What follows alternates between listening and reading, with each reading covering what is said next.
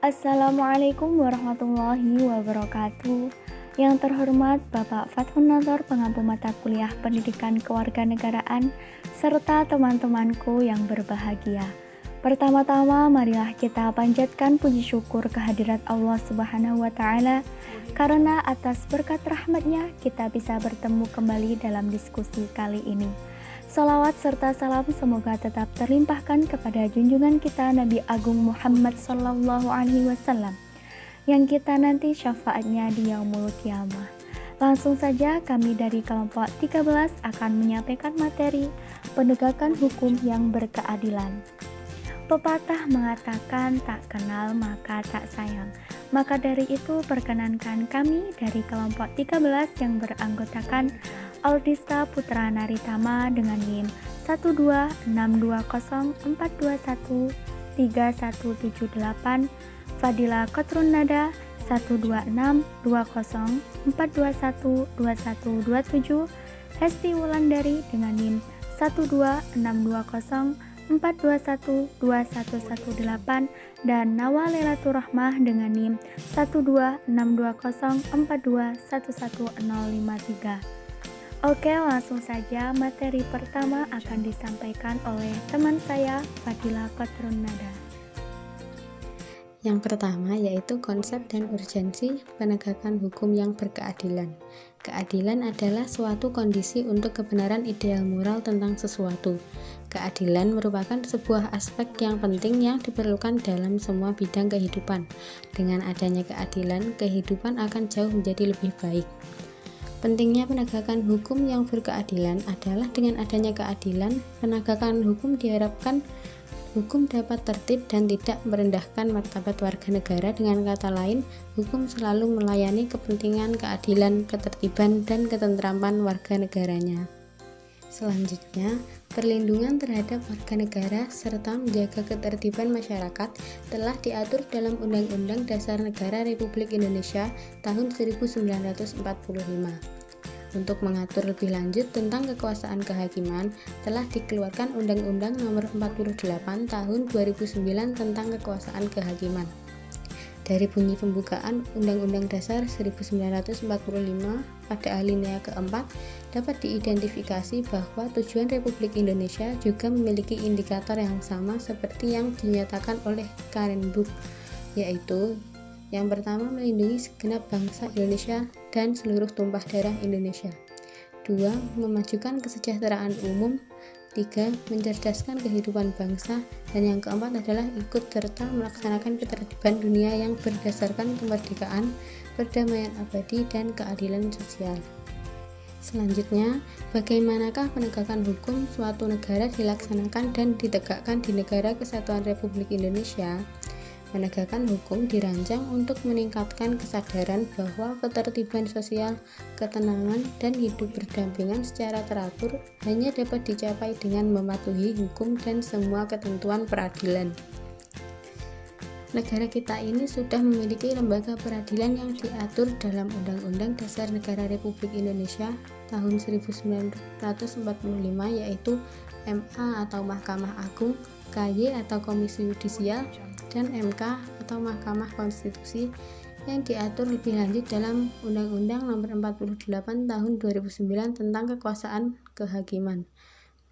Undang-Undang Nomor 48 Tahun 2009 Pasal 1 Ayat 2, 3, dan 4.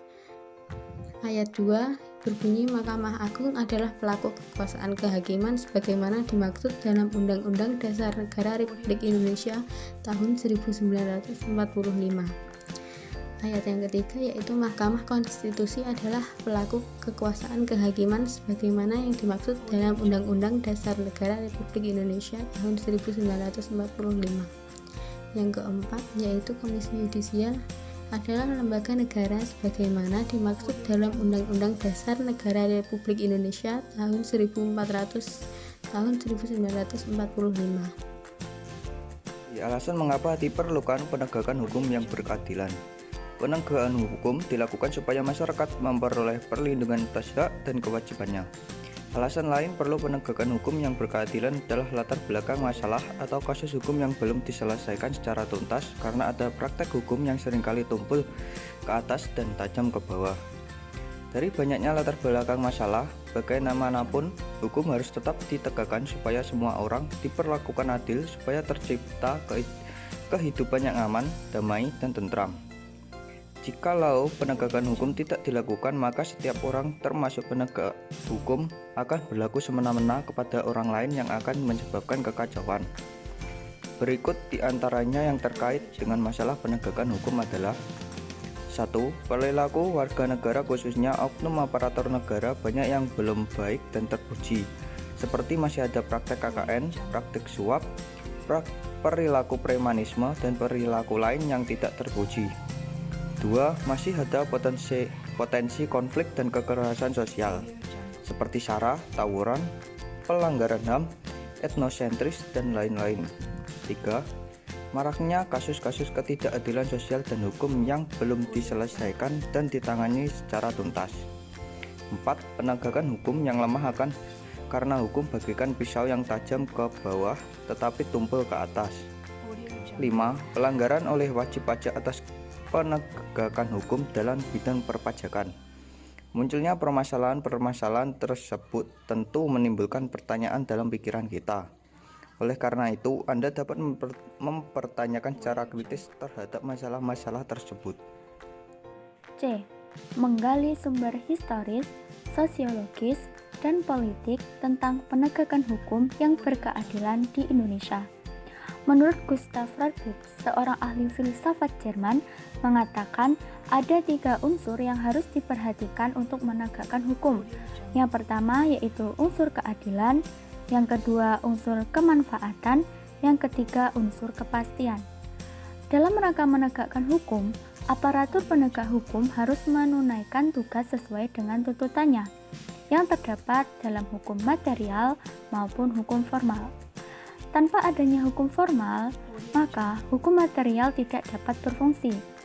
Oleh karena itu, agar masyarakat mematuhi dan menghormati hukum, lembaga penegak hukum harus menegakkan hukum secara adil tanpa pilih kasih, dan demi keadilan berdasarkan pada ketuhanan yang Maha Esa, sehingga kesadaran hukum dan kepatuhan publik semakin meningkat.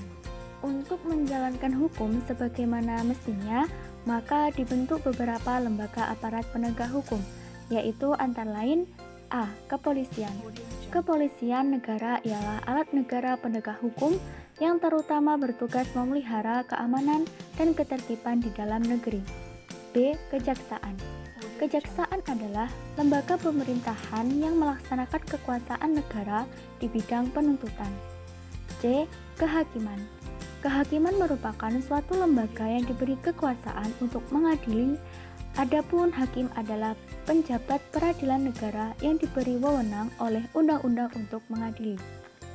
Selanjutnya yaitu lembaga peradilan. Yang pertama, peradilan umum. Peradilan umum adalah salah satu pelaksanaan kekuasaan kehakiman bagi rakyat pencari keadilan pada umumnya. Rakyat pada umumnya apabila melakukan suatu pelanggaran atau kejahatan yang menurut peraturan dapat dihukum. Untuk menyelesaikan perkara-perkara yang termasuk wewenang, peradilan umum dibagi menjadi beberapa tingkat. Yang pertama yaitu pengadilan negeri, pengadilan tinggi, dan pengadilan tingkat kasasi. Yang kedua, peradilan agama. Peradilan agama bertugas dan berwewenang memeriksa perkara-perkara di tingkat pertama antara orang-orang yang beragama Islam. Yang ketiga yakni peradilan militer. Wewenang peradilan militer terkandung dalam Undang-Undang Dasar Darurat Nomor 6 Tahun 1950 yang telah diperbarui menjadi Undang-Undang Nomor 31 Tahun 1997. Yang keempat yakni peradilan tata usaha. Tata usaha negara adalah administrasi negara yang melaksanakan fungsi untuk menyelenggarakan unsur pemerintahan baik di pusat maupun di daerah. Yang terakhir yakni pengadilan tipikor atau tindak pidana korupsi. Jenis pengadilan ini digunakan untuk mengadili masyarakat atau pejabat yang melakukan tindak pidana korupsi. Untuk materi selanjutnya adalah dinamika dan tantangan penegakan hukum berkeadilan di Indonesia. Indonesia sebagai negara hukum, proses penegakan hukum di Indonesia dilakukan oleh lembaga penegak hukum yang punya kewenangan dalam memproses kalau seandainya ada masyarakat atau orang yang melakukan pelanggaran atau hukum material. Melaksanakan rule of law untuk menciptakan hukum yang membawa keadilan bagi seluruh rakyat. Meskipun Indonesia banyak memiliki aparat penegak hukum, masih banyak warga negara yang melanggar hukum. Ini menjadi suatu tantangan tersendiri untuk penegakan hukum di Indonesia.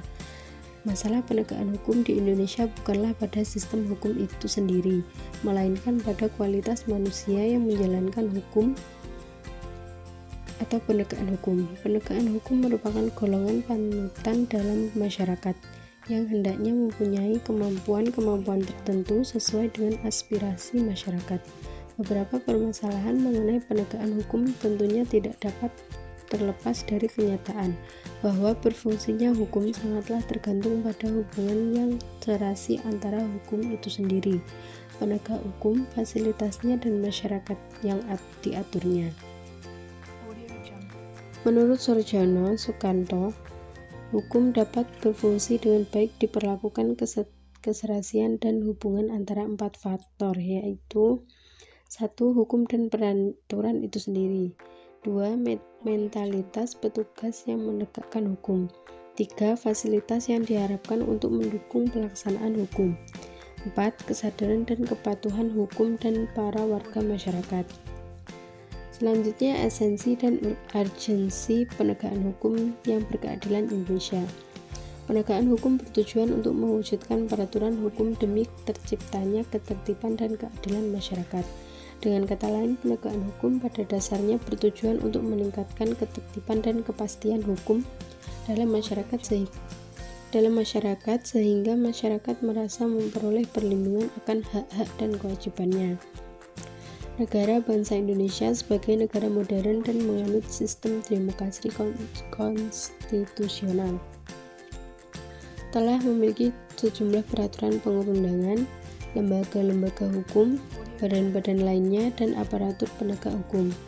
Namun, demi kepastian hukum untuk memenuhi rasa keadilan masyarakat, upaya penegakan hukum harus selalu dilakukan secara terus-menerus.